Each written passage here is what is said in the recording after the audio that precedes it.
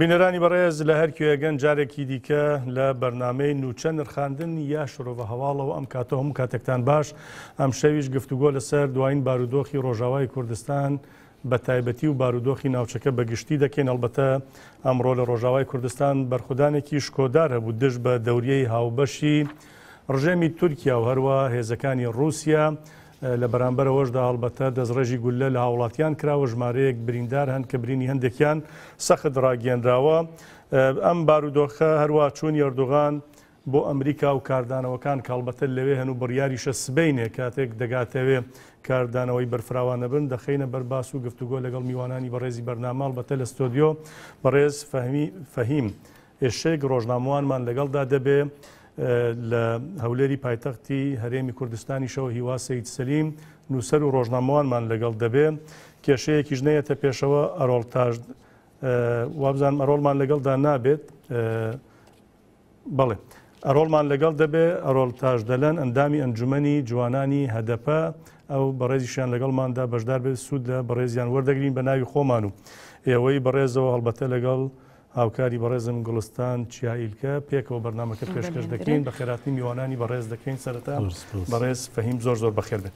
بەلێ تێژی بەحس کرد ڕۆژێکی گرنگ هەیە بە تایبەت ئیرۆ لە کۆبانێ دووبارە گەل لە دژی داگیرکەری هەلوەست نیشاندا لێبەلێ ئێرشی گەل هاتەکردن و بریندار هەنە لە گوری ئاگاهیەک و حتا نام هەنێک لەسەر بێ باخەبن بە مامۆستا فەهیم شکرە مامۆستا دووبارە بخێراتی تێکیلداریت هەلوەستا گەلیا لەسەر سینۆر و ئەv چەند ڕۆژێکە خۆ دووبارە دکە مرۆڤ دکارێت چ ببێژە گەل دەخوازێت چ ببێژە ژوان هێزان ڕێ یعنی ji helwesta gel vedatır divê em berê dewriye bilerxînin. Rastî jî dewriye ji bo çi ye? Hemû dibêjin ku ji bo emnehiya wê herêmê ye.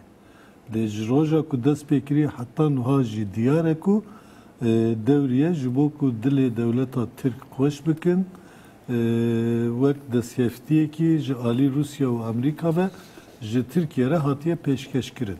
Tirkiye ji wê dewriye wek provokasyonê dikartîne. Yani li ser gel zext datîne û têr nake wekî ku îro jî hate dîtin êriş rastarast ser wan ve tîne. Yani ku car ewilnine li Dêrikê jî bi gazên bombeyî tê bîra we êrişan pêkanî bû. Li hember vê yekê jî gel helwesta xwe nîşan dide. Gel eşkere dibêje ku em li axên Rojava û Bakur û Rojhilatê Sûriye hêzên dagirker naxwazin. Em li bin bandora dagirkeran naxwazin bijîn, em dixwazin ser axa xwe azad û serfiraz bijîn. û ji bo wê yekê jî bi rastî hêza wan jî heye, hewildana wan jî heye, berxwedana wan jî heye. Yani beriya ku êrişa dewleta Tirk dest pê bike hemû herêmên ku niha dibin dagirkeriyê de ne û ew herêmên din yani ji îro 100 qat 1000 qat di nav aramiyê de bû. Piştî dagirkeriyê aramiyê wan heraman qediya û her wisa em bêjin her roj bombeyan diteqînin. Her roj ser wan ve êrişên nû tînin. Hê bi topa be, bi çeteyan be, bi awayê din û vê tu dawiyê jî biriya dewriyan ve. Eviya jî me nîşan dide ku helwesta gel rast e li hember dagirkeriyê helwestekî girtine bi rastî jî ew jî divê bi me nîşan bide ku hemû cîhan vê rastiyê bibîne û bizanibe. Başa mamosta Fehim cihan çima vê rastiye nabîne. Meselen ew dîmenane ki êste li ser ekranên diyarên bîneranman deybînin zor car biڵێن لە وڵاتێکی وەکو فەڵەستین دووبارە دەبنەوە. لەوێ ئەگەر گەنجێک خورتێک زارۆکێک بریندار دەبێ یا شەهید دەبێ قیامەت ڕادەکەن. لێ وانە چما نابینن. لەوی دەرێ چما هەڵوێستێکی وەسانایە نیشاندا. Cîhan dualiye yani em bêjin gelên cîhanê bi çavekî din lê dinerin ku roja yekê mijdarê de jî dudiyê mijdarê de jî bi rastî me dît ku li gelek deverên dinyayê bi 100,000 însan derketin yani 100,000 biyalî derketin milyonan însan derketin qadan lê dûr de diyarê gelên dinyayê hemû pêk ve bîr û baweriyên cuda jî tê de bi rastî jî ew zilma ku li Rojavayê Kurdistanê û li gel Kurda û PKK'yên din Arab û Çerkez û Xristiyanan tên kirin tê dîtin ama devlet tiştekî dinin. Yani devlet bi rastî jî hemû tiştê xul ser berjewendiyê vedanîne. Yani çapemenî jî piranî girêdayî dewletan e. Yani îro Tirkiye rewşa çapemeniyê çi bi sedî nod, sedî nod û pênc dibin bandora hukma faşîstiya Erdogan de li cîhanê jî wisa yani çapemeniya cîhanê ew ku di destê Troyestan de ne ew destê sermayedarê mezin de ne ewil car berjewendiyê dewletên xwe difikirin û bi gor wê yekê jî tev digerin. Yani ji ber wê yekê em bêjin vê tişta nabînin. Mesela we mînaka Filîstîn jî da bi rastî Filîstîn jî ji rewşa me cudatir nine. Yani gava dilê wan xwestiye hin mînakan nîşandanî. Yani İsraîlen bêjin piçek zêdetir pêş ve çûye lûr danî sekinandin bi nûçeyan û bi nizanim bi awayê din ve li vir jî wisa em bêjin mesela Tirk ji xeta ku ew diyarkirine ji wî zêdetir biçin ew jî cîdî dikevine dewreyê yan jî ew gor berjewendiya dewletan tev digerin ama divê em vê yeka bizanibin. Yani li hember helwesta van dewletên ku li pey berjewendiyê xwe piranî em ji raya giştî ra raya giştiya cîhanê ra ew wijdana însanetiyê ra em vê tişta bidin qebûl kirin. Yani ev gelek gelek büyüme. Yani dewletên Erebî jî Komkara Erebî destpêk da helwestekî tund nîşan da, baş nîşan da, hembeş nîşan da lê niha bêdeng e. Ew mehekî derbas bû li ser dagîrkarî her rojî şehîd hene, birîndar hene, tawan hene, cinayet hene, wana jî deng nakin. İşte lûr lazım em pê bizanim. Bi rastî jî çi danî çi stendine ji hevû dûre. Yani devletên Erebî jî gelek pirsgirêkên xwe hene ew bi xwe jî em bêjin devletên rêkupêkên demokratîk dinin bi rastî jî ew pêşketinên demokratîk wan jî ditirsînin. Li Rojava jî li Bakur û Rojhilatê Sûriye jî pêşketinek demokratîk ya ku li tevayê cîhanê berbiçav dihate dîtin hebû. Ji ber wê yekê em bêjin pêşketinên Tirkiye jî wan ditirsîne. Çünkü hesabekî din ya Tirkiye jî ye. Tirkiye dixwaze Osmaniya nû li van herêma ber bi pêş ve bibe her wisa eger derfet bibîne ew ê bixwaze bandor deyne ser dewletên Ereba jî. Ji wî alî ve dijberiya dewleta Tirk dikin fakat ji alî din ve jî em bêjin ew pêşketinên rojhilata navîn ya ji alî demokrasî û însaniyet û miroveyetiyê ve jî wan ditirsîne.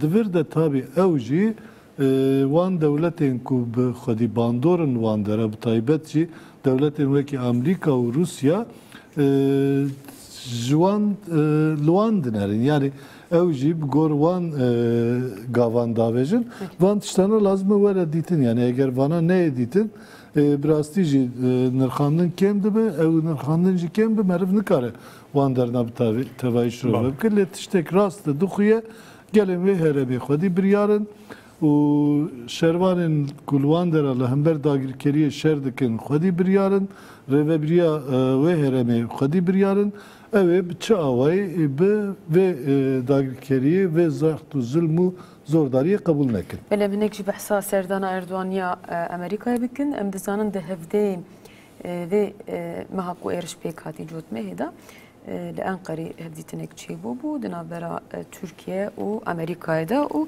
li ser meselê li hevkirinek çêbû û xal hatibûn dest nîşan kirin û ji wê rojê û şûn ve jî pêva ji wê dest pê kiribû piştre jî Erdogan bi Putin re di 22 mehê da heman meha cotmehê hevdîtin kiribû mutabaqatek çêbû bû.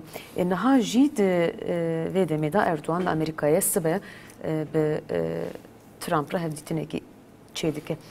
Beriya ku em behsa hevdîtina sibe bikin ev pêvajoya ji hevdê mehê û şûn de dest pê kir dixwazin em hinek behsa wê bikin di navbera Amerîka û Tirkiyeyê de çi rêkeftinek çawa çêbû peymaneke çawa çêbû ku Erdogan li ser wî esasî niha diçe Amerîkayê çi bû di nava vê demê de? Tiştê ku ez wek qenaat bêjim tiştên ku li wan dera qewimî bê hayûbaya Amerîka yan jî bi helwesta Tirkiye tenê çê nebû. Yani heştê mehê de Erdogan û Trump bi telefonê axivîn heman şevê Trump hemû leşkerên xwe ji wê herêmê kişand rêlber Tirkiye vekir û Tirkiye jî ket hem girê spî hem jî em bêjin serêkaniyê dagir kir. Yani bi awayekî hovane ket wan derine. Yani hem ji alî hewayî ve hem ji alî bejayî ve êrişekî mezin pêkanî. Yani Amerîkaya ev êriş erî kir Amerika êriş erê kir û Rusya jî dijberî nekir. Rusya jî piştgirî da vê pêvajoyê.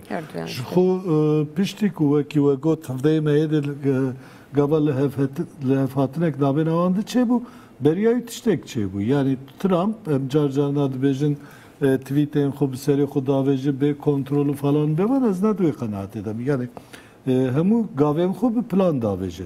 Beriya ku hevdîtin li navbera Amerîka û Türkiye pêk were tweetek avêt eşkere got. Yani tu bin destêm de yemiş der sînorekî daniye. Nebe tu wê sînorê derbas bî.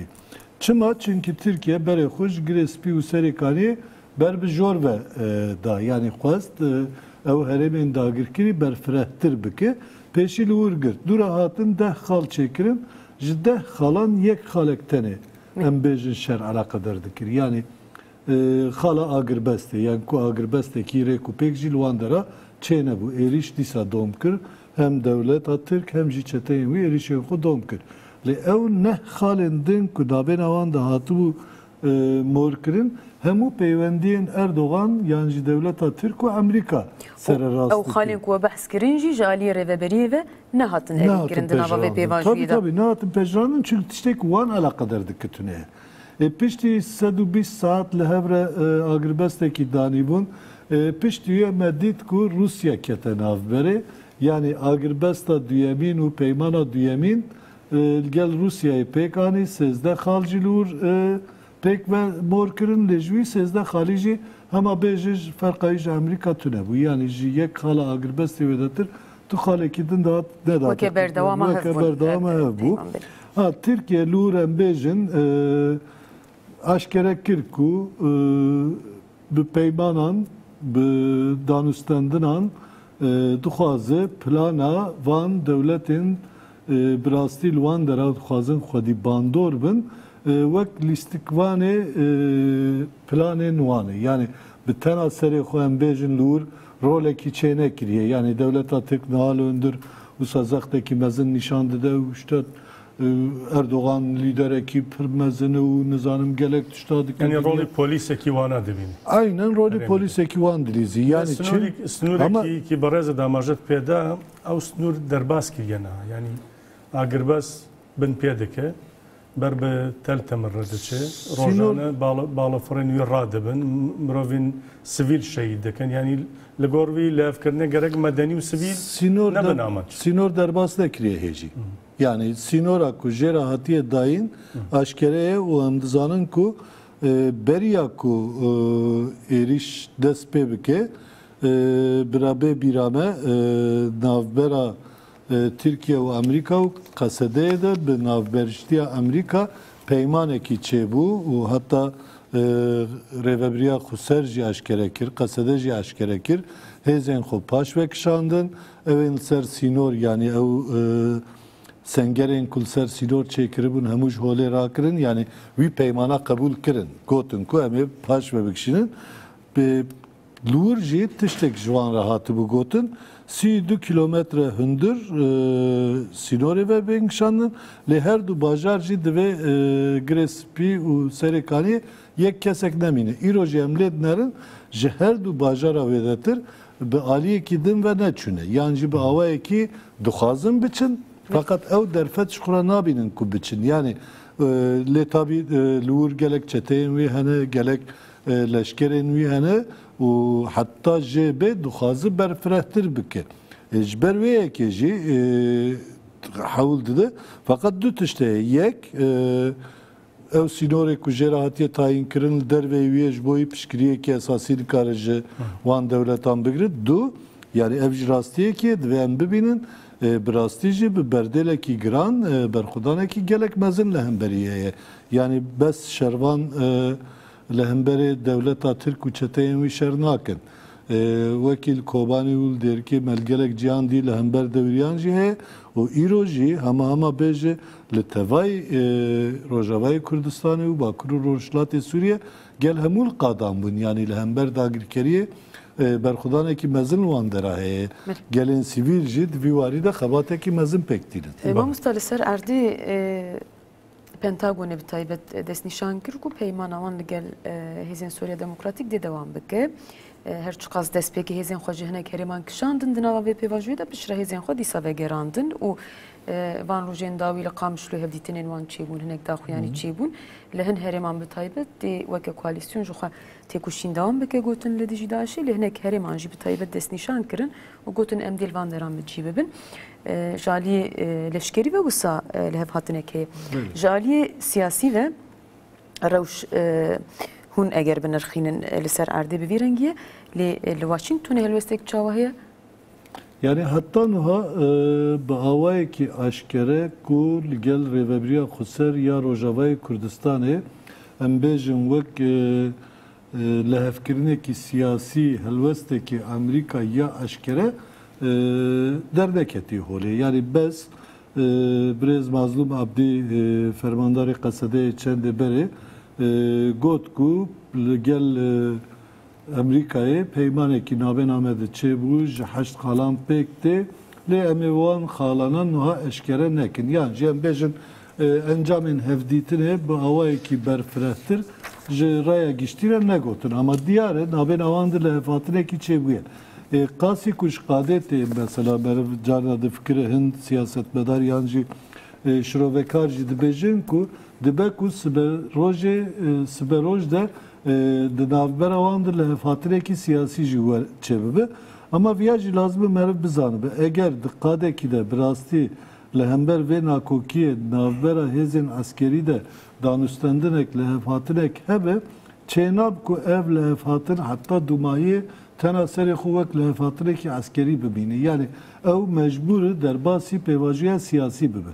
Ji bo pêvajoya siyasî jî li Cenevreyê tiştekî dan destpêkirin ku tiştekî bêwate ye ew çêkirina em bêjin Komisyona destûrê ya nû dixwazin çê bikin ama bebê Kurda, bebê Xweserî Demokratîk yani bi bê Sûriyeyan jî meriv dikare bêje. Yani bi rastî jî ew bixwazin çêkin jî yek aliyekî Sûriyeyê temsîl nake. Yani rejim bi xwe em lê dinerin ew hêzayî tune ku temsîla tevayî Sûriye bike. Bi rastî jî Rusya bi xwe jî dibêje ku eger siberoj hilbijartinekî çêbe sedî pazde bîst rayedarên rejimê nikarin deng bigirin.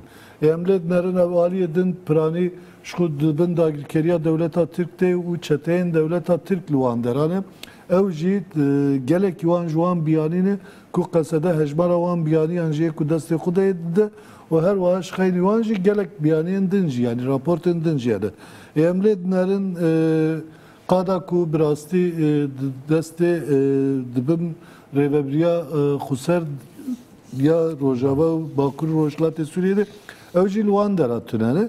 Yani ev ya me nîşanide ku ji wir tiştek dernakeve. Ama ev hatta dûmahiyê vî awayî naçe. Yani eger li wan dera gavekî siyasî neye avêtin çima ew li hevkirinê askerî mesela ne ziviriye li hevkirinî siyasî pirsgirêk çi ye li vir de? Pirsgirêk gelek aktör hene li wir. Yani yek aktör tune ye. û her aktörek jî berê berê berjewendiya xwe diparêze. Yani Rusya piştî salan, piştî sala heştê û nehan ku em bêjin êdî berê ve sistema sosyalîst hilweşiya û piştî em bêjin bandora xwe li cîhanê kêm bû gelek dewletên serbixwe ji wan dere derketin û zêdetir bi awayekî navxwî têkiliyê karûbarê xwe bû. Yani tu bandorayı li rojhilata navî nema bû. Yani piştî banga Esad carekî din Rusya dît ku li wan dera dîzaynek nû çedibe goyaz li viran me wek aktörek derket holê.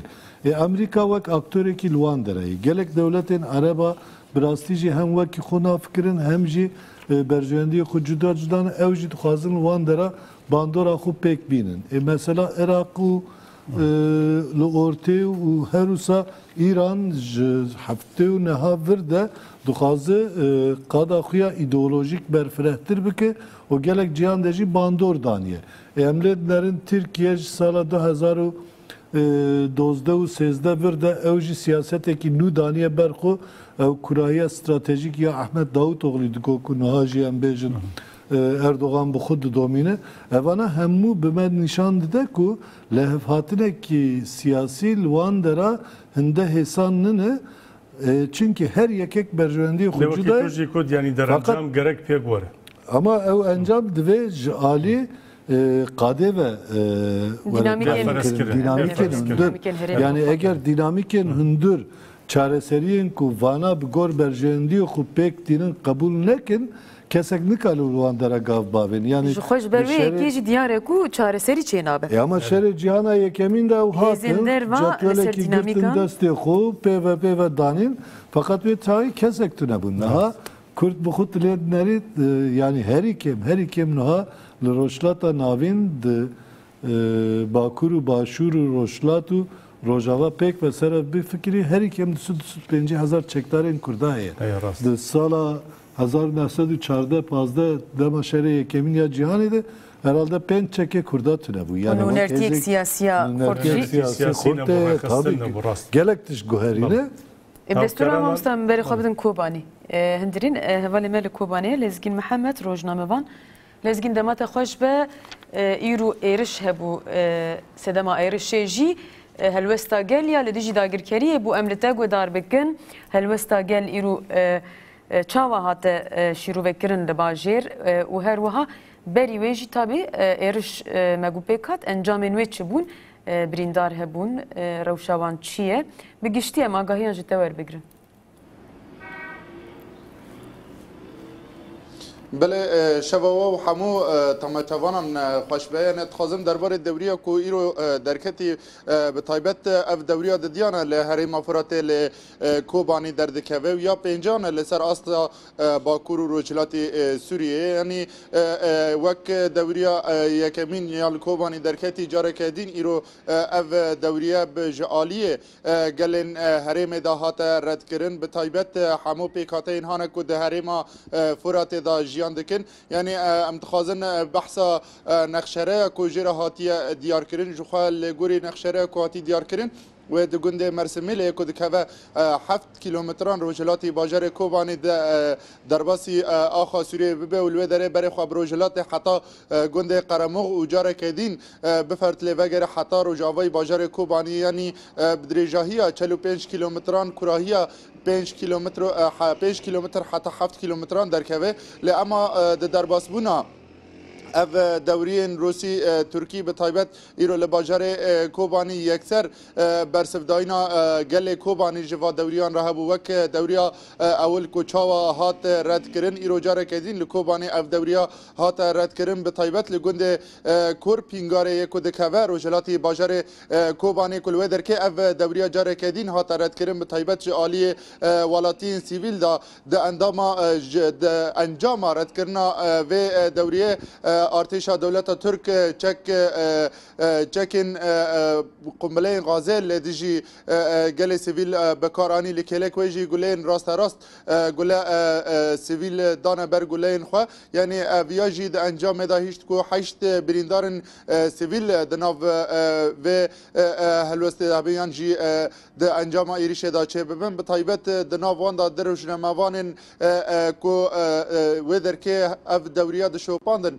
درکتن هوله یعنی اف هر روزنامه‌وان جی یک بناوی ولات شیخ و نوچگیهان روناهی تیوی یک جی بناوی زوزان رمضان برکل او جی نوچگیهان تلویزیون جن تیوی بو یعنی اف هر نوچگیهان جی هاتن هدف گرتن جالی ارتش دولت ترکیه داگرکر و لکلک وان جی 6 سیویل جی 4 سیویل روشوان گرام بوجبر کو گلیان هاتن هدف گرتن لکلک وجی روش سیویل کی کوگل کی گرام بو یکسر راکر نخوشخانه من بجیش خو اف بویر به تایبت لگند کورپینگاره هات قوماندن کو گلن هرم نهیشتن کو اف دوریا جاره کدیجی بگهجه ارمانجا خو یعنی لگوری نقشره کو جهرد دوریه نه درباسی کوبانی بویی کو و د باشوری کوبانی را درباسی روجاوی باجر کوبانی ببن ل عمل روجلاتی کوبانی دما برسفداینا دوریه دا اف دوریا نچار ما کو پاشت وگره ام لسر دوریا یکه داخون ایروجی دوریا د دیان ل باجر کوبانی دیسا لگند کورپینگاره د انجام برسفداینا گل هیشتن کو عربه که زرخیین ترکیه به خراب کرن و اف دوریا لو دره د جه خدا بمینه و جاره که دینجی نچار بمینه کو نقشره خو دیسا لګوري برسف داینه گل خراب بکن و اف دوریا بگره تک به آخا ترکیه یعنی ما بحثا روشا بریندارن جی کر کو روشا بریندارن 4 جوان روشا وان یعنی د خطریه دابو یا هری زیده جی روشا سیویلی کی خطریه دابو کو یکسر راکر نخوشخانه یا عمل و د عنایه مرکزی دانه جی عنایه مشدد دانه لکلک ویجی 4 سیویلین هانا کو به بمبین غازه هاتن هدف گرتن و نوچگیهان روناهی تیوی و نوچگیهان جن تیوی جی روشا وان نها آرام دیسا دمن کنترل تختورین هانا سپور دانه یعنی لکلک روشا که آرامی لکوبانی هيا بطيبت پشتی برسفداینا برسفداینا دوريان هانا کو درکتی لکلک ویجی یعنی ددما درکتنا دوریان مشک گرسئی رو لکوبانی هاتا چکرن هاتا بره و برن بطيبت لناوندا باجر کوبانی یعنی هم شرمزار کرنا دوریان هانا کو درد کون هم شرمزار کرنا پلان قریجین هانا کو لسر باکور و رجلاتی سوریتین مشاندن لزگین آرمانجوان ارشان تیزانین جبوی کو گل devz ji vê helwesta xwe berde yani herkes vê yekê dizane ji destpêkê de li ser sînor êrişî sivîlan dikin êrişî gel dikin gelê Kobanî çawa pêşwazî dike bi rastî bandora van êrişan li ser gel bûyî rengiye yan jî hêrsa gel zêdetir dike mezintir dike li dijî dagirkeriyê يعني ما برد جلك وشانين خوي زينيدا جي قوتن جلك مساجن ولاتين بدره ولاتين كوباني جي ما قرتن بحمو بيكاتين خوياني اللي بدره جل مساجا كود ده مساجا برخدانيه او اللي برخوا بدن يعني بتايبت دركتنا دوريا دسبيك ويا ديان جي يعني نيرينا ولاتيان مساجا ولاتيان جيشت هر دو دولتين هانا كوب به دوريا دهندر اخا سوري دا رادبن يعني مساجا دايكين شهيدان او بوكو او آخا بخوینا شهیدان هاتیه افدان او آخا بخوینا شهیدان هاتیه رزگار کرن یعنی او تجاری نهیلن کو پیلاون دولتا ترکیه داگر کر به آخه ببین یعنی اف جی دیار بود برسف داینا دایکن شهیدان یعنی ایرو د دیمانان داجی هات خویا کرن کو دایکن هانه به تمن مزن ین 8 سالی چاوا کوران داویژن پانزیرن دولتا ترکیه داگر کر ایرو جل نخوشخانه جی دایکه که به تمن 85 سالی لنخوشخانه بو جبر روشا و یا تندرستی کو چاوا درکتی پیشیا پانزیرن ترکان و برسوا وان دایه کور آویتنا وانا انجام بین کرنا غازن ترکان یعنی روشا و خراب بو درباسی نخوشخانه کرن یعنی اوجی وک بریندار کی هات درمان کرن یعنی اویا دیار بو به طیبت مساجا کوبانیان کو او برخوا بدن او ناهلن کو تجاری او دورين كدرت كفن بجهجن أرمانجا خوار. بله لزگین محمد هاوکار و ڕۆژنامەوان لە کۆبانی و زۆر سپاس دەکەین سپاس بۆ زانیاری و هەروە هەڵسەنگان دەکەن کاتێکی خۆشتانە بێ ڕاستەڕاست بچینە باشووری کوردستان لەوێ و بەڕێز هیوا سەید سەلیم نووسەر و ڕۆژنامەوانمان لەگەڵدایە پرسیارمان لە خزمەتی بەڕێزیاندا دەبێ کاگیوام کاتەوە و کاتێکت باش.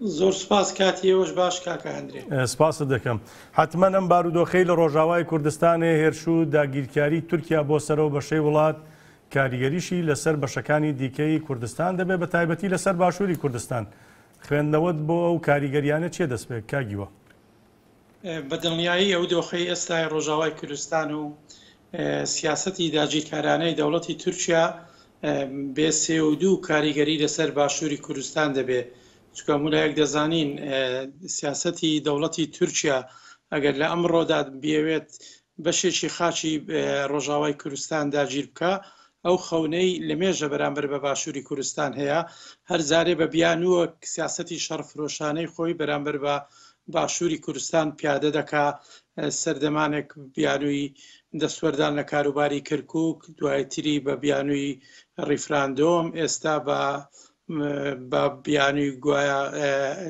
هەڕەشەد لەسەر سنوورەکانی ئەو هەیە بۆیە ئەم دۆخە دەقۆزێتەوە ئەگەر بێت و لەوێ بەرنمەکەی بە کۆتابێ بە دڵنیاییەوە ئێستا زۆرێک لە چاودێرانی سیاسی و نووسەر و ڕۆژنامەنووسان پێیان وایە دۆخی ڕۆژئاوای کوردستان بە دەرنیە لە ژێر کاریگەری ئەو هەڕەشانەی کە لە ساڵانی ڕابردوو ئەردۆگان و حکوومەتەکەی لە بەرامبەر باشووری کوردستان دەیکرد هەر بۆیەشە دەبینین کاتێک کە ئەردۆگان پەلاماری ڕۆژاوای کوردستان دەگەدا لێرە لە باشووری کوردستان لە ئاستی سیاسی لە ئاستی کۆمەلگای مەدەنی لە ئاستی نووسەر و ڕۆژنامە نووسان جۆرێک لە بەدەنگەوە هاتوون هەیە بەرامبەر بە ئەو دۆخی ئێستا لە ڕۆژاوای کوردستان دەگوزارێ خەڵک لێرە بە نیگەرانیەوە ڕۆژانە چاودێری ڕەوشی ڕۆژاوای کوردستان دەکا و ئومێدیش دەکات کە خەونەکانی ئەردۆگان لە بەرامبەر ڕۆژاوای کوردستان نێتەدی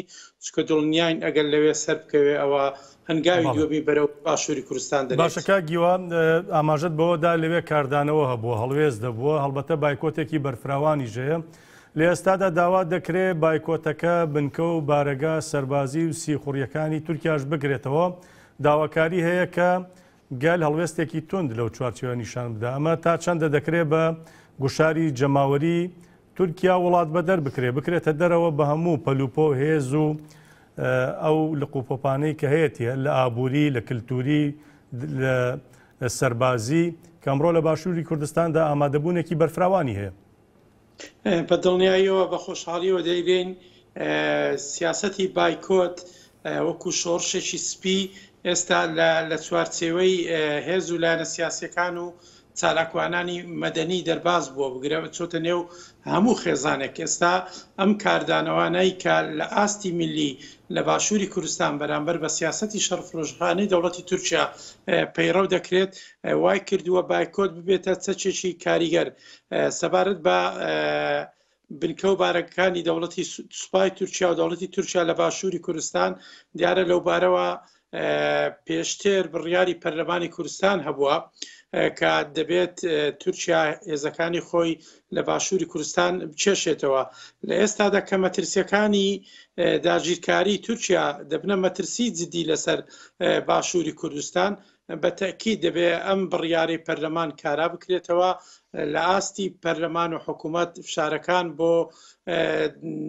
دەرکردنی سوپا و بنکە و بارەگاکانی دەوڵەتی تورکیا لە باشووری کوردستان جارێکی تر زیندوو بکرێنەوە لە ئاستی زەماوەریشەوە وەک چۆن خەڵک لە بەرامبەر کاڵای تورکی لە بەرام گەشت و سەیران بۆ دەوڵەتی تورکیا لە بەرامبەر بەکارهێنانی کەناڵەکانی گواستنەوە بە تایبەتیش فڕۆکەکانی گەشتیاری دەوڵەتی تورکیا خەرک هەڵوێستی نواند و هەڵوێستی وەرگرت بۆیە بە هەمان شێوەش دەبێت ئەو ببوورە لەگەڵ بەڕێستە گفتوگۆکە ڕدەگرم ڕاستەخۆ دەچینە ڕۆژاوای کوردستان شاندێک لە باژاری سولەیمانی هەندرین ئەمچینە باشووری کوردستان بەڵێ لە باشووری کوردستانەوە لێدوان هەیە ژنان لێدوانێکیان هەیە ئەوە ببیستین پاشان دێمەوە خزمەتی بەڕێزت.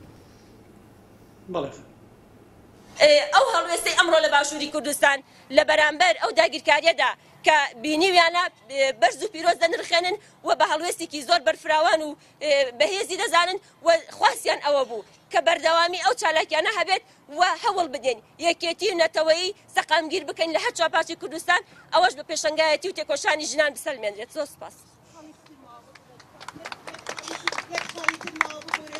دەبێت ئێمە بە زووترین کات هەوڵ بین کە باڵەفرێنەکان ڕاگرن چونکە بەڕاستی ئەو قەسفانەی کە هەیە هێزی دژەفرین ڕاگیرێ مادەیەکی زۆر خراپ بەکارێنێت تا ئێستا لە هیچ قانونێکی نێودەوڵەتیە لە یاسایەکی نێودەوڵەتیە ئەو مادەیە بەکار نەهێنراوە کە ئەو بەشەرێ ئەو کەسەی کە بەریکە یەکسەر ئەتاوێتەوە 10 مەتر تا 20 مەتر لە عەرزەکەش لەگەڵی ئەتاوێتەوە جوانێکی زۆر شەهید بوون بەو مادەیە. دووەم سوکایەتی کردن بە شەهیدەکانمان کە دەبینین ئەو شەهیدانەمان کە دیلەکانی جەنگمان شەهیدەکانیشمان کە سوکایەتی پێکرد دیلەکانی جەنگمان بەڕاستی کە دەستێژی سێکسیان نەکرێتە سەر ئەنجا لاشەیان تەشوی هەکرێتن ئەنجا دوای ئەوە دەکوژرێن کە ئەوە تاوانی جەنگ حسابەکرێت لە هیچ قانونیە لە هیچ دینێکان نییە بەم شێوەیە ڕەفتار مامەڵە لەگەڵ شەهیدەکان بکرێت بۆیە دەبێت ئەو کۆمەڵکوژیەی دەیکات بە جینۆساید بە ژمات بکرێت و هەروها ئەو ئاوارانەی کە ئێستا زستان دێت منداڵێکی زۆر ئاوارە بوون خەڵکێکی زۆر بە زووترین کات بگەنەوەڕێی خۆیان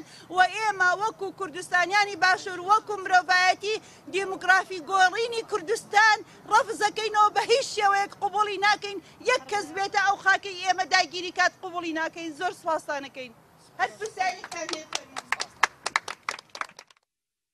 دوانی شاندی ژنانی باشووری کوردستان بوو کە چوبوونە ڕۆژاوای کوردستان پاشان گەڕابوونەوە لەسەر بارودۆخیەوە لێ دوانیاندا بوو کاگیوا ببوورە گفتوگۆکەمان بە بەڕێزت بڕی وەکو دوایین پرسیار سەبارەت بە سەردانی ئەردۆغان بۆ ئەمریکا چی دەڵێن چ کاردانەوەیەکی دەبێت چ ئاکام و دەرەنجامێکیشی لێ دەکەوێتەوە ئەگەر بە کورتی وەڵام بدەیتەوە سپاست دەکەم.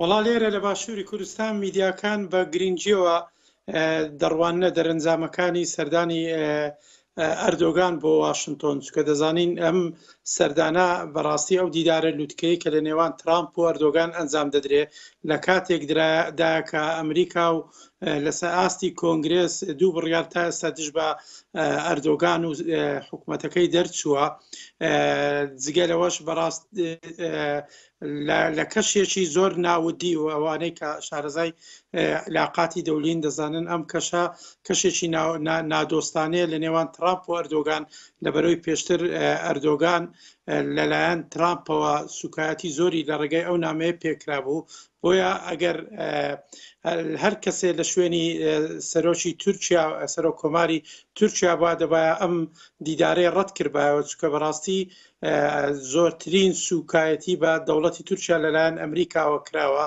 بەڵام دیسانیش ئومێد دەکەین ئەم دیدارە وەکو هەر جارێکی تر لەسەر کەلاچی کورد لەسەر خاچی کورد لەسەر بەرژەوەندیەکانی کورد بەتایبەتی لە ڕۆژاوای کوردستان نەشێتەوە جارێکی ترامپ ئەم چرا سەوزەی کە بۆ داگیرکاری دەوڵەتی تورکیای هەرکرد جارێکی تر بە هەندێک سازشی ئەردۆغانەوە ڕازی نەبێت بڕیارەکانی کۆنگرێس بڕیاری جدین ومێد دەکەین کە وەکو دوێنش بڵاوە کۆنگرێس و سیاسەتمەدارانەی لەوێن کەسایەتیەکان ڕاگەیاندنەکان کە ناڕازی بوون کاریگەریان هەبێ لەسەر و دیدارە بە تاکید ئەمڕۆ ئەفدا ئەندامی کۆنگرێس لە یادداشتێکیاندا بۆ کۆشتی سپی داوام دەکرد کە ئەم دیدارە هەڵبۆشێتەوە پێشوازی لە ئەردۆغان نەکرێت ئێستا ئامادەکاریەکی باش دەکرێت لە سەئاستی شەقام لە سەئاستی چالاکوانان لە سەئاستی تەنانەت هونەرمەندانی هۆلیۆد بۆی کە بەیانی لە کاتی گەیشتنی ئەردۆغان بە کۆشتی سپی لەوێ هەڵمەتی پرۆتستۆتکردن بەرامبەر بەو دیدارە دەرببڕن ومێ دەکەین ڕەوەندی کوردی لەوێ ڕۆڵی باشی خۆیان ببین بە تایبەتیش ئەوانەی کە دەتوانن لەو شوێنە ئامادە بن هەمووشمان دەزانین لە دیداری ڕابردوو ئەردۆغان کاتێک کە سەردانەکەی لەوێ پرۆتستۆ کرا چۆن سەرچەتەکانی خۆی پاسەوانەکانی خۆی بەدەر لە هەموو عرفێکی سیاسی و دیبلۆماسی پەلاماری خەڵکی مەدەنیاندا لەوێ ومێ دەکەین بەیانی کە کاتی دیدارەکەیە بە کاتی واشنتۆن لەوێ کوردانی واشنتۆن کوردانی دەوروبەر ویلایەتەکانی تر بچن بۆ ئیدانەکردنی ئەوە بۆی بتوانن ئەمە ببێتە قوتێک بۆ ئەم بڕیاری کۆنگرس کە ئیدانەی سیاسەتەکانی دەوڵەتی تورکیا کردووە لە پەلاماردانی بۆ ڕۆژاوای کوردستان و جگە لە بڕیارەکەی تر کە بۆ بە جینۆساید ناساندنی قەتڵ عامی ئەرمەنەکان دەرکراوە. باشە بەڕێز هیوا سەید سەلیم نووسەر و ڕۆژنامەوان لە شاری ڕەواندوزی پارێزگای هەولێری باشووری کوردستان و زۆر سپاست دەکەین سپاس بۆ بەشداریەکەت کاتێکی خۆشتانە بێت.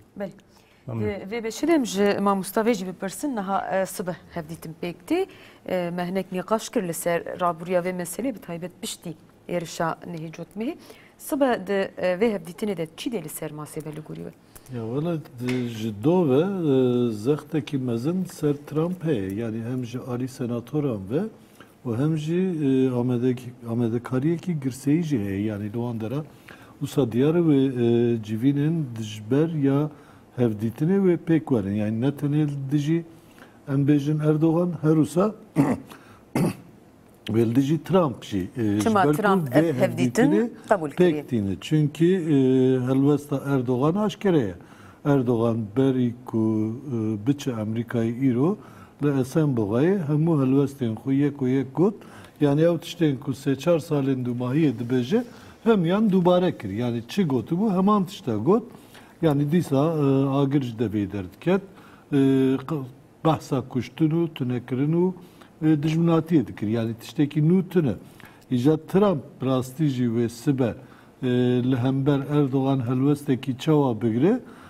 yani ez ne divê qenaetê dime ku Trump jî dev ji berjewendiyê xwe berde yani li Amerîka jî êdî tê gengeşîkirin ku heta hin senatör jî dibêjin ku di navbera Erdoğan û Trump de tekliyekî taybet heye. Yani hûn dibêjin dê Trump daxwazên Erdogan pêşwazî bike?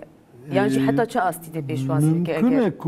Mümkün e ku di hin tiştan de bihev bikin. Yani bi taybet mesela muhaciran da Avrupa jî bu an re piştgiriya wan dike. Çünkü naxwazin ew koçberên li Tirkiye berê xwe bidin Avrupayê, dixwazin li wan de cî bikin. û em hemû jî dizanin ku müteahhitê herî mezin ya cîhanê yek ji wan Trump'ê, yek ji wan jî Erdoganê. Eger Avrupa jî pere bidin, wê li wan de racî wê bi dilê xwe tev bigerin. Di netewên yek bûyî de jî Erdogan Tabii hemen tij nexşerê meselê konjber û penaberan yani gefa dike ku Daişiyên ku destê wan de ye. Bi wê tehdit dikin. Wana jî Bi wê tehdit dikin. Yani wê rojê Süleyman Soylu'ya tetikkeşe Erdoğan buxu rastarast got. Eme Daişiyan bişirin Avrupa, eme çava bişirin ve hemû dünya bibîne. Yani evya vek siyasetmedarek, vek rayedarek ki velateki aşkere velatên din tehdit dikir. Lê hember vê yekê yek welatên Avrupayê bertekek nîşan nade, gotinek nabêjin. Çima ji xwe dişînin, yani evçen roje hin Daişiyan dişînin, gerçi Daişin ne Daişin evji ne diyarın ama ahir dişinin icabana tişten fermi tişten ne fermi cihanel Türkiye yani biraz tişi dveyem bizanı Türkiye eğer veki ku embejin Avrupa pere devam bike gelek kesam bir ya kaçakçıyan ama bir plansaziya istihbarata Türkiye devleta Türkiye rastaraz ji Yunanistan'ı ji Bulgaristan'ı bi 7,000 kes şandın Avrupa'ya. O irojit karın vantişana bikin. Avrupa jve yeket tırsı. Yani Avrupa hatta ku jve yeket tırsı. Helvesteki kurt lehember kriyaren krej ya devleta Türkiye bigre dikari gelek işte. Yani her tavizde de tavizde de evci kurtturdu be evci zeyetir Amerika yani dibe yani aynı gefal Amerika jibke. Amerika hemunne ama aliye ki Amerika'ya diyare ku embejin berjendi xul gel Türkiye bin ama ne meseleye gefaneş bu Amerika'ya tabii ne mesela gefane fakat Lurji lefkirine ki behevre he. Yani Trump jidi xatereki de çünkü lehember yüji embejin Senato dest bi gavekî nukriye ji bo ku ji kar bigirin ew jî bi van polîtikayan dikare yani hûn vê bikin ez jî dikarim vê bikim. Yani ew dubendiya xwe nîşandı fakat dûr de tabii polîtikên hundirî jî divirde nexwebandora xwe heye. Baş ji bûyî ku Trump vê zexta raya giştî ya hundir ya li dijî Erdogan li ser çê dibe qebûl bike çi sedem hene? او زخت او قص خورته کو به هیله براستی سبه ترامپ داخوازن اردوان قبول نکه شتک دیار bu dıvırda mesela ahir Amerika ketiye pevajoye ki hilbijartını yani ev carekidin gavab kevne hilbijartını pricaranji empet zanın ku brasti hilbijartının Rusya ve Türkiye tiştekidin Rusya'ya embejin turaydı diye ama pişti ray sandokan yek jwan Erdoğan dertke, yek jwan Trump dertke. Ve vaktaki Saddam jiyusa bu yani. Teçi bavetana sındoku, Saddam sındoku dertke. Fakat Avrupa, Amerika ne olsa yani akıllıwan dara. Rusya, Putin beli. Putin. Doğru Putin. Amerika ve Avrupa ne olsa yani bandora raya geçti he. Trump çendehane Komar Parez du ciyen kubrasti ve kalay Komar Parez daha tezanin vanda kirin yani eğer bir viyavayı biçe diyarı ve Putin dınavında kirine ki mezin debe. Hum basa Trump tıkın. Trump. Jiber burası tekliye kusat naber avan da cipeyda bu ye. Ama jevci cidanın ahir Erdoğan'ı jiber jedi kurtarı. Trump vanda kirine ki mezin bebine ve emberi koy yani. Yani hündür jiber kumarger bxoji le diji Trump dınava tevgerek edene. Ama eviyat komarger çıkarcı havul bidin disajı dikarin peşil Trump'e bigirin. Yani jiber ve ekeci kurlin segram hem hemuz zanın ku Aligiri Türkiye bu yani eko de plansaziya Türkiye'de gelek cihadacı pişkiriya wan dikir lenuha bertek ekmezin nişandı ne kuji kurda hazdiki lejber ku naxwazin wan da bikin yani biraz Trump berjevendiyen Amerika'ya jî xateriye tabii evji xateriye jiber ve ki mesela van eviye bandore kilser wan biki yani eğer şu van tiştana ne bana او برخودانا مزین یا جیهانی او برخودانا مزین یا قاده براستی جی نبانا حتی نوها گلک تشتی خوب پیک آنی بون یعنی ام همود زانن ایدی تشتی کی نس سریجن مرف دکاره بیجه پلان اواندو اشکره افری بگره حتی سریکانی کوبانی جیته ده gelek dever brengeki teslimi dagirkeriya devleta Türk dikir. Yani belki kamusliye o belki jijbo berjendi xo hin axendin vek deyre zoru haseki ve Rakka belki netede. Yani çünkü Rakka güre spidas belki aynı sabah hatta Rakka'yı bir rengeki planeki dil servan hebu. İşte kuberi daha ta axaftın. Yani Kurdavu hin PKK'nin Arap o kavmiyetinden Asuri, Süryani ve Çerkez ve çend bajeran cibi kıran. Statüeki kontrol kri dixazin. Statüeki kontrol kri o ne karibin jbo peşeroje yek gaveki dijber vaven yani çar ahavirdor jil wan atiye girtin. Lev plana pek ne çıma çünkü kade berxudan ekimezin hebu brastici hem gel hem cihan hem ji şervan bertek ekimezin nişanda ama siberoj eğer vana serkevin ve şu van planına pek binin. Çünkü kat vakt minakek daviye bidim yani dışarı kemin ya cihanede çendin velatin Arap hebu hem yan varkirin hicden nozda velat cehev Araban derxistın leto hem yan bini bahev vegav hinde lavaz kirini behez kirini nikarın yek bajareki Avrupa'yı kasi yek bajareki Avrupa'yı bandordaydın. Yani kasi yek bajareki Amerika'yı bandordaydın. Yani hemen planı dixwazin dijî Kurda jî dijî PKK'nin kul gel Kurda tev digerin jî bikin. Baş mam sab destûra te dosyek me heye bidin û pişre jî li ser çalakiyên Kurdistaniyan yên ku sibe li ber sefaretxane konsolxaneyên Amerîkayê pêk were. Baxivin beşa dawiyê de endamê konserê vebera kecekî Mustafa Karasu ji Medya TV'ye re axivî bû em li axaftina Brêz Karasu temaşe bikin.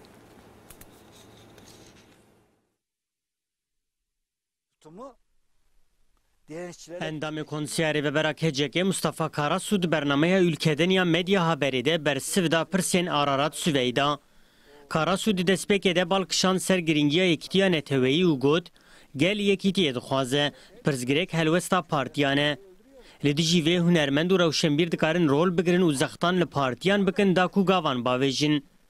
Karasu gotinên Serokê Herma Kurdistanê Nêçîrvan Barzanî yên dagirkeriya Tirk al dijî rojava rewa nîşan dide jî rexne kir û got divê ti partiyeke Kurd, ti hêzeke Kurd wekî serdestan nenirxîne. Bi wê çavê serdestan li partiyeke Kurd nenêre peyamên Nêçîrvan Barzanî xizmeta yekîtiya netewî nakin. Karasu dagirkirina şaredariyan jî wekî dijminahiya dewleta Tirk al dijî Kurdan û tinêkirina îradeya gelê Kurd nirxand û got Devleta Tirk di çarçoveya qirkirina fizîkî û çandî de van êrîşan pêk tîne. Di vê çarçoveyê de îradeya gelbin pê dike û şaredariyan desteser dike. Endamê konserê ve vera kecekê balkişan ser xwedî derketina gelên cîhanê ya ji bo berxwedana rojava jî û wiha got. Medidûdiyê mijdarê de dît, mirovahîl dijî qirkirina dewleta Tirk al dijî Kurdan rabû serpiya. Gelên cîhanê jî dibînin dewleta Tirk dixwaze qirkirinê pêk bîne. Lewmal dijî qirkirinê ra dibe serpiyan. Karasu rola rêber Abdullah Öcalan ya di tekoşîna azadiyê de destnîşan kir û wiha xivî. Gelên cîhanê paradigmaya rêbera poya azadiya jinê ekolojî û demokrasiya civakê esas digire dibînin. Xwedî wê paradigmayê derdikevin. Ev xwedî derketin nîşan dide ku paradigmaya rêbera po halê global girtiye. Êdî ti hêz nikare pêşiya serkeftina tevgera azadiya Kurd bigire. Mustafa Karasu nîqaşên ser kuştina serçetê Daişê Ebubekîr Bexdadî jî nirxand û got cihê kuştina Bexdadî têkiliya Daeş û Erdogan nîşan dide. Ya rast Erdogan bi xwe Daeş e, Erdogan bi kontrolkirina hevjîn û keça Bexdadî Daeş bikaranî. Karasu li ser nêzîkatiya Erdogan û dewleta Tirk al ser penaberên Sûrî jî ev nirxandin kir. Erdogan ne ku tenê penaberan li dijî Ewropayê bikartîne, dehman debê de wan koçberan û kampên penaberan wekî eniyeke paşiya çeteyan bikartîne. Ji bo vê armancê deriyê sînor vekirin. Karasu dewriya Rûs û Tirkan ya li xeta sînora Rojava jî rexne kir, helwesta gel silav kir û got ew her kevir hatiye avêtin piştgiriyeke ji bo berxwedanê ye, xwedî derketina wan şervanan e. Karasu çilû yekemîn salvegera damezrandina PKK jî li tevahiya gelê Kurd pîroz kir û şehîdên azadiyê bibîranîn. Karasu got PKK dencama bedelin mezin de gelê Kurd gihandîro. Zaten şunu belirtelim yani. Bu da çok önemli. PKK'nin بەڵێ ئەلبەتە بینەرانی بەڕێزەمە لە دەستپێک داوتمان ئەڕۆڵ تاژدەلەن ئەندامی ئەنجومەنی جوانانی هەدەپە لەگەڵمان دەبێت چونکە مژارێکی گرنگە بوو بەدەیان گەنج و لاوی هەدەپەیی لە ئێستا لە زیندانی وەتەنیا لە قەرەقولی وەتەن لە ئەستەمبول لەوێن مانیان لە خواردن گرتوەوەش بەهۆیەوەی کە ئەشکەنجەیەکی دژوار لەسەر ئەوانەیە بەڵام بەداخەوە پەیوەندی لەگەڵ بەڕێز ئەرۆڵ تاژدەلەن ئەنجام نەدرا کێشەیەکی تەکنیکیمانێ بەڵێ بەڕێز گوڵستان کەرەم بڵێ من دەوێ بەشی دەمەگوت لەسەر چالاکیان کوردستانیان کو سبە پێک بێ مامۆستانێک باخەون بانگێکی کێجێبێکی ئەیژی هەبوو ji بۆ کوردستانی لەبەر سەفارەتخانە کۆنسۆڵخانەیەن ئەمریکی لە هەمبەری وێ هەفدیتنی هەلوەستا خۆ بەتایبەت لە واشنگتۆنژی بچن لە واشنگتۆنێ ئەم دەزانێت چالاکیەک هەیە هەتا دەبێژن گەلێک بەشداریەک مەزن دێچێبە بەتایبەت بەنداواری هەیە ئەرمەنیژی تەبلی ببن کورد تەبلی ببن هاوردورێن دموکرات تەبلی ببن ئەمریکی تەبلی ببن دوی دەرباری دە yani divî derwarî de rastî jî gava min şopan piraniya û rayedarên dewleta Tirkiye li Amerîkayê êl Washingtonê çi difikirin xwesta ji wan bizanibim yani seferata Amerîkayê ya Tirka ya dewleta Tirka êl Washingtonê di nav bila zûbezekî giring tê yani heta werkirinê panîkeke çünkü tiştê tê gotin dibêjin ku li hember dewleta Tirk û li hember vê hevdîtinê dibe ku bi girseyekî pir mezin li wir xwepêşandanek çêbe û her wisa ne tenê em bêjin Kurd wê Ermenî, Rûm, Asurî, Suryanî ên li Amerîkayê dijîn û her wisa Amerîkî bi xwe jî wê beşdar bin tabî meriv rojek berê nikare tiştek bêje bê sibe lê bendewariyek heye bibînin ama bendewariyek wisa bi vî rengê heye feqet ji çûyîna Erdogan jî diyar bû yani gava meriv li mirîzê wan dinere bi rastî jî rewşa li ber wan çi ye meriv fikarê wan dibîne yani bi rastî jî mirîzê Erdogan gelek daketî bû gava daxiviya jî gotiran nav hev dixist yani jarîkî ve diçû cemaetê jarîkî ve dihat diçû YPG û PKK û hemûyan nav hev dabû pêk ve digot yani wisa diyar e feqet tiştekî rastî ev e yani bi rastî jî li tevayê cîhanê hemû însan rabûne ser piya yani meriv dikare bêje ku raperînekî mirovayetiyê li cîhanê ser Rojavayê Kurdistanê çêbûye û divê ev mezintir bibe yani ev tiştekî wijdanî ye divê ew veguheze meseleyê siyasî yani siberoj jî hin kes em netêdene dixwazin derheqa Kurda de derheqa me de biryar bidin divê li hember vê yekê hemû cîhan helwesta xwe nîşan bidin wî لەسەر ڕۆژاوای کوردستانê têmeşandin ihtimale sibê li deverekî dinî cîhan li ser gelekî din Erdogan ser bikeve bi vê polîtîkayê xwe ve bawer bikin wê li wir nemîne ve berê ve berê ve berê xwe ewil bide şengalê şengalê ve berê xwe bide Musul û Maxmûr ew dewerên ama piştre hemû dewera yani hewlêr jî Süleymaniyê jî dibin xeterê de ne dibin xeterê de be jî wê mecbûrî xwe bike yani eger hûn koleyê me bin ez tişkî bû nakim eger hûn ne kole bin ez ê tunekirina we ji xwe re heq bibînim yani divê ev xetera were dîtin û were zanîn yani eger îro em behsa yekitiyê dikin ku bal dikişînin ser vê yekê bi rastî jî ew çê nebe xeter li ber hemû Kurdayê li ber hemû pêkhateyên rojhilata navî de. Pêlê gelek spas dikim mamosta Fehîm Işık rojnamevan li gel me bû têkildarî mijarê em axivîn îro Erdogan li Amerîkayê bû sibe bi Trump re têpayên hevdîtinê pêk bîne û daxwazên xwe dubare bike ji destpêkê de daxwazên Erdogan diyarin têkildarî Rojavayê Kurdistan û bi temamî herêmê jî çi dixwaze bike ji bo vê bangên çalakiyan hebûn me di bernameyê de behs kir li Washingtonê çalakiyekê giring li ber qesra spî pêk tê û her wiha li Ewropayê jî têpayîn li ber konsolxane sefaretxaneyên Amerîkî Kurdistanî û dostên wan daxwaza qebûl nekirina daxwazên Erdogan رێبەریا ئەمریکی بکەن گوزەخت لەسەر ترامپ چێبە دەبێ هەفدیتنێدا ئەم gelek سپاس دکن دووبارە ئەم بڤیاوەی خاطر بخوازن زۆر سپاسی بەڕێزت دەکەین سپاس بۆ شرۆڤەکانت سپاسی میوانانی دیکەی بەڕێزیش دەکەین سپاس بۆ تۆش گوڵستان gelek سپاس کە پێکەوە ئەم بەرنامەمان بەڕێوەبر سپاسی بینەرانی بەڕێزیش دەکەین هیوادارین کوردان و دۆستانیان سبەینێ لە سەروی هەمویان و لە واشنگتن لە هەموو شار و ناوچەیە کە سەفارەت و قونسڵگەری ئەمریکای لێ لەوێ بن چالاکی ئەنجام دەن بمێنن لە خێر و خۆشیدا دەماوە خۆش بن